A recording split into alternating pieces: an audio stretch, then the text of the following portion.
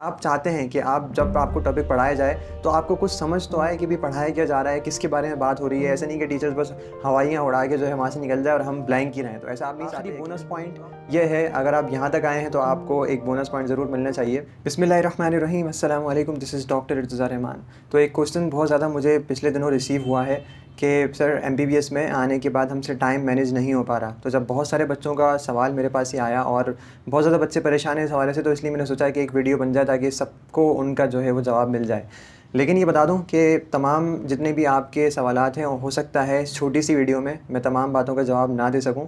तो अगर कोई बात रह जाए तो प्लीज़ कमेंट कर दीजिएगा, क्योंकि आपकी कमेंट्स के थ्रू ही मैं वीडियोस बनाता हूं आपकी रिक्वेस्ट को फॉलो करके। तो अगर आपकी कोई सवाल रह जाए, कोई भी सवाल, तो आप जो है वो कमेंट कर सकते हैं, ताकि अगर वीडियो बनाने जैसा वो टॉपिक हुआ तो इंशाल्लाह उस पर भी हम वीडियो बना के आपकी तमाम जो परेशानियां हैं वो हल करने की पूरी कोशिश करेंगे। एक बात मैं आपको बताना चलूँ कि जब मैं फ़र्स्ट ईयर MBBS में आया तो एक लड़की ने, एक कोलीग ने मुझसे सवाल किया, और मैं लाइब्रेरी से बाहर निकल रहा था, और उसने जैसे ही मैं लाइब्रेरी से बाहर निकल रहा था तो उसने फ़ौरन मुझे लाइब्रेरी के गेट पर रोक लिया कि इर्तज़ा बात सुने। मैंने कहा जी। तो उसने मुझसे सवाल किया कि एक बात तो बताएं कि आप कैसे पढ़ते हैं।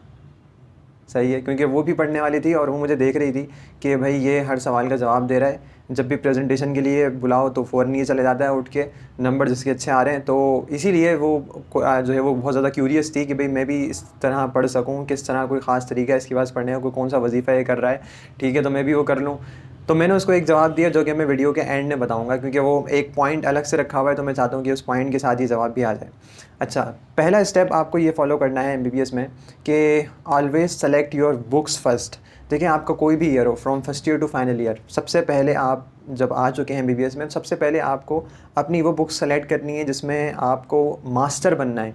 यानी कि मास्टर, जिस तरह प्री मेडिकल में मैं आपको बताया करता था कि भाई आपको अपनी जो भी बुक्स हैं उनकी लाइन बाय लाइन तो आपको याद होनी चाहिए। इसी तरह आप एक या दो बुक्स ऐसी सेलेक्ट ज़रूर करें, और बिल्कुल आपको करनी पड़ेंगी, जिसकी एक एक लाइन आपको बाकायदा याद हो। लाइन याद करने का मकसद ये है कि उसमें जो कंसेप्ट छुपे हुए हैं, जो भी बातें हैं इंपॉर्टेंट, वो सारी बातें आपको याद हों। तो पहला ये स्टेप बहुत ज़रूरी है। और कौन सी बुक्स आपको लेनी है फर्स्ट ईयर MBBS में, तो इसकी मैं detail video how to study MBBS मैं पूरी डिटेल बता चुका हूँ, तो उसमें आप जाके बुक्स अपनी सेलेक्ट कर सकते हैं for first year MBBS। Second important बात, इसको मैं भी फॉलो किया करता था और आपको ये बता रहा हूँ कि आपको भी करनी चाहिए, कि read the topic before and after the class. ठीक है, अब इसकी थोड़ी सी डिटेल क्या है कि भाई जो भी अब क्लास में आपको पढ़ाया जाएगा, 45 मिनट्स की आपकी क्लास होनी है, ठीक है, और उसमें आपका एक या दो टॉपिक्स जो हैं वो आपको पढ़ाए जाएंगे। तो वो इतने टॉपिक्स हैं कि अगर आप उनको, क्योंकि आप चाहते हैं कि आप जब आपको टॉपिक पढ़ाया जाए तो आपको कुछ समझ तो आए कि भी पढ़ाया क्या जा रहा है, किसके बारे में बात हो रही है। ऐसा नहीं कि टीचर्स बस हवाइयाँ उड़ा के जो है वहाँ से निकल जाए और हम ब्लैंक ही रहें। तो ऐसा आप नहीं चाहते यकीनन। तो आप थोड़ा सा टॉपिक्स पढ़ के चले जाएँ, ठीक है, चाहे वो आपकी बायोकेमिस्ट्री हो, फिजियोलॉजी हो, एनाटमी हो, हर सब्जेक्ट का आप वो जो टॉपिक अगले दिन होने वाला है, क्योंकि आपके पास पूरा स्केड्यूल, पूरा रोटेशन पूरा होता है आपके पास कि क्या क्या टॉपिक्स पढ़ाए जाएंगे अगले दिन, तो आप एक दिन पहले पढ़ के चले जाएं। 15-20 मिनट या मैक्सिमम हाफ एन आवर आपको एक सब्जेक्ट को में लगेगा। सबसे ज़्यादा आपको एनाटमी को टाइम देना है, मैंने पहले ही बताया था, और बाकी सब्जेक्ट को इससे थोड़ा कम टाइम देना है। तो आप read the topic before the class से पहले आपने थोड़ा सा टाइम दे के पढ़ लिया, और फिर देन उसके बाद अपनी टाइम स्केड्यूल आपको ऐसा बनाना है कि क्लास के बाद भी बीच में अगर हो सके कि भाई फॉर एग्जांपल एनाटमी की क्लास ख़त्म हुई है, बायोकेम की शुरू होने वाली है, आपके पास बीच में 5 to 10 मिनट्स हैं, आप फ़ौरन उसको रिवाइज़ कर लें।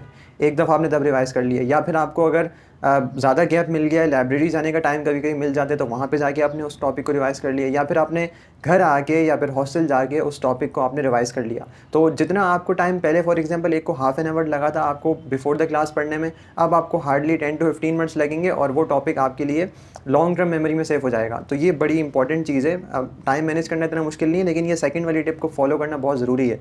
अगर ये फॉलो नहीं करेंगे तो आपके बहुत सारे सब्जेक्ट्स के बहुत सारे टॉपिक्स रह जाएंगे, कोर्स आगे चले जाएगा, आप फिर परेशान होने लग जाएंगे। इसमें तीसरा हमारा स्टेप ये है कि फॉलो 3 Ds। 3 Ds को आपने फॉलो करना है, और ये इन 3 Ds को आप तभी फॉलो करेंगे अगर आपके अंदर चौथा D पाया जाए, और चौथा D है डेडिकेशन। और 3 Ds कौन से हैं? अगर आप में चौथा D है यानी कि डेडिकेशन है, तो आपको इन 3 Ds को फॉलो करना पड़ेगा। पहला D है डेमोन्स्ट्रेशन, सेकेंड D है डायग्राम, और थर्ड D है डिस्कशन। ये तो 3 Ds का रूल है MBBS में कि अगर देखें, अगर आप चाहते हैं कि आप अच्छे डॉक्टर बने, और बाज़ औक़ात की बात की जाती है कि सिर्फ MBBS कुछ नहीं होता, देखिए सिर्फ MBBS ही बहुत कुछ होता है अगर आपने MBBS अच्छे से पढ़ा हुआ हो, ठीक है। तो आपको इन 3 Ds को फॉलो करना है। डायग्राम कुछ सबको पता है क्या मतलब होता है डायग्राम का। एनाटमी है उसकी डायग्राम आपको बनानी है, और इसी तरह फिजियोलॉजी है उसमें जो डायग्राम्स हैं वो आपको अपनी जर्नल पे जो है वो ड्रॉ करनी है। और जिसकी भी सब्जेक्ट की जो भी डायग्राम्स आ रही हैं आपको कोशिश करके वो अपने जर्नल पे ज़रूर 1 दफ़ा 2 दफ़ा ज़रूर ड्रॉ करनी है अच्छे से। तो पहला D diagram. Second is discussion. Discussion का मतलब क्या है, आपके कुछ ऐसे कुलीग होने चाहिए, कुछ फ्रेंड, 1 या 2। ग्रुप में स्टडी करने में 1 या 2 से ज़्यादा ना हो तो बेहतर है, ये मेरी आपको एडवाइस है। क्योंकि बाज़ों का ऐसा होता है कि जो है वो ग्रुप स्टडी में बैठ जाते हैं 5-5 6-6 लोग, और इससे ज़्यादा भी कभी कभी एक रूम में, तो पढ़ाई के अलावा वहाँ पे सब कुछ हो रहा होता है, ठीक है। या तो अपनी अपनी सेल्फ स्टडी चल रही होती है या फिर पढ़ाई के अलावा सब कुछ हो रहा होता है। तो इसलिए मैक्सिमम आपके पास सिर्फ 2 ऑप्शन हैं कि सिर्फ 2 अपने फ्रेंड ऐसे इंतखाब करें। एक हो बहुत अच्छा है, अगर एक और ऐड कर लें तो इसमें भी कोई मुज़ायका नहीं है। तो कम से कम 3 लोग हों जिसमें आप एक दूसरे से डिस्कशन करें, ठीक है ना। एक टॉपिक के ऊपर आपने ले लिया, उस पर आपने डिस्कशन करना शुरू कर दी, कुछ पॉइंट आपको किसी के ज़रिए मिल रहे हैं, कुछ पॉइंट आपको किसी के ज़रिए मिल रहे हैं, इस तरह आपकी रिवीजन भी हो रही है। तो ये बड़ा इंपॉर्टेंट पॉइंट है। Second is discussion and third is the demonstration. Demonstration एक तो वो है जो आप अपने ग्रुप में दे रहे हैं और उसको डिस्कशन में अलग किया जाता है। डेमोन्स्ट्रेशन को सेपरेट इसलिए बताया जाता है कि डेमोन्स्ट्रेशन वो है जो आप प्रेजेंट करें topic in front of your class, ठीक है। आप क्योंकि जब आप क्लास के सामने प्रेजेंट कर रहे होते हैं तो एक डिफरेंट आपकी ब्रेन में साइकोलॉजी होती है, आपको जो बातें हैं वो ज़्यादा अच्छे तरीके से मेमोराइज़ हो रही होती हैं जो आप बता रहे हों। सुनने की बात नहीं कर रहा, मैं बताने की बात कर रहा हूँ। तो डेमोन्स्ट्रेशन को इसलिए अलग से रखा है कि it is very important to demonstrate the topic in front of whole class, चाहे वो कोई भी क्लास हो, एनाटमी की, बायोकेम या फिजियो, कोई भी क्लास हो। डेमोन्स्ट्रेशन आपको ज़रूर जो है वो इस पर फॉलो करना है। तो 3 Ds if you have 4 D which is dedication. होता है कि अगर आपका यूनिट टेस्ट आ जाता है, सब स्टेज आ जाता है, तो उस मौके पर क्या करना है। देखें, आपको अपनी वही रेगुलर रूटीन फॉलो करनी है। Read the topic before the class and after the class through out semester, जब तक नहीं आ जाता, एग्जाम जब तक नहीं आते। हाँ, अगर यूनिट टेस्ट आ जाए तो आपको 2 दिन एटलीस्ट निकाल के सेक्रीफाइस करना है। अगर आपको टॉपिक्स अच्छे से क्लियर हैं तो आप सिर्फ 1 दिन भी निकाल सकते हैं, लेकिन अगर आपको पूरा सब स्टेज यूनिट टेस्ट आपको रिवाइज़ करना है तो पहले से जो टॉपिक आप पढ़ते हुए आ रहे हैं, लेकिन आप मैक्सिमम 2 डेज़ फुल आपको देने चाहिए लाजमी हर सब्जेक्ट के यूनिट टेस्ट को रिवाइज़ करने के लिए और उसकी तैयारी के लिए। तो give at least 2 days at least for each unit test और सब स्टेज। पाँचवा स्टेप क्या है, जो मैंने आपको बताया था कि वो लड़की ने सवाल जो किया था कि आप भी कैसे पढ़ते हैं, तो मैंने उसको सिर्फ एक जवाब दिया। वो पता है क्या, कि I just revise frequently.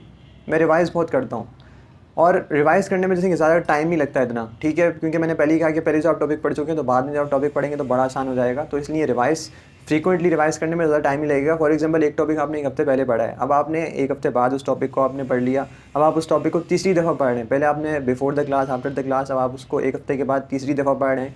5 minute लगेंगे, 10 मिनट लगेंगे रिवाइज़ करने में, लेकिन वो आपकी लॉन्ग टर्म मेमोरी में सेव होता जाएगा। और एनुअल जब आएगा आपका, या सेमेस्टर जब आएगा आपका, पेपर जब आएंगे, आपको ज़्यादा मेहनत नहीं करनी पड़ेगी। लोग जो है वो दूसरे 8-8 घंटे 10-10 घंटे लगा के पढ़ रहे होंगे, और आप बड़े आराम से अपना सारा सिलेबस जो है वो विदिन 5 to 6 आवर्स में कंप्लीट कर लेंगे without getting any sort of tension.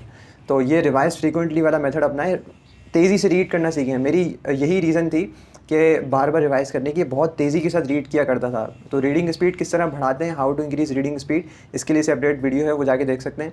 आखिरी बोनस पॉइंट ये है, अगर आप यहाँ तक आए हैं तो आपको एक बोनस पॉइंट ज़रूर मिलना चाहिए कि फ़्लैश कार्ड ज़रूर बनाएं। फ़्लैश कार्ड्स ज़रूर बनाएं, ठीक है।